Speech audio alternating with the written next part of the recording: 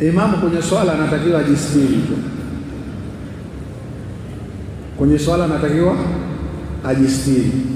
Kama imamu kajistiri, kavaa vizuri, nguo yake inaburuza chini, hii haiharibu swala ya mtu.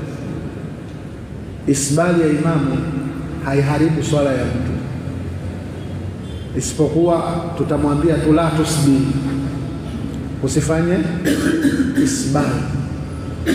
Na wanazuoni wamehitilafiana kwenye isbali kwamba je, isbali ni haramu moja kwa moja, kwamba itamuingiza mtu motoni. Madhehebu ya Imam Shafi, mtu anafanya isbali kwa majigambo, lakini mtu anayefanya isbali bila majigambo kwa madhehebu ya Imam Shafi amechukua kaida khuyala, amefanya isbali kwa kujivuna. Sawa?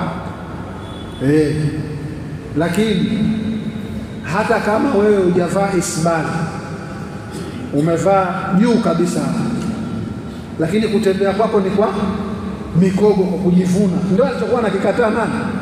Kwa sababu waliokuwa wanavaa isbali wakati ule walikuwa wanavaa isbali kwa sababu ya mikogo, Mtume akakataza. Sasa wewe hata kama huvaa isbali leo, lakini una mikogo, makatazo yako pale pale. Sisi tumeelewana?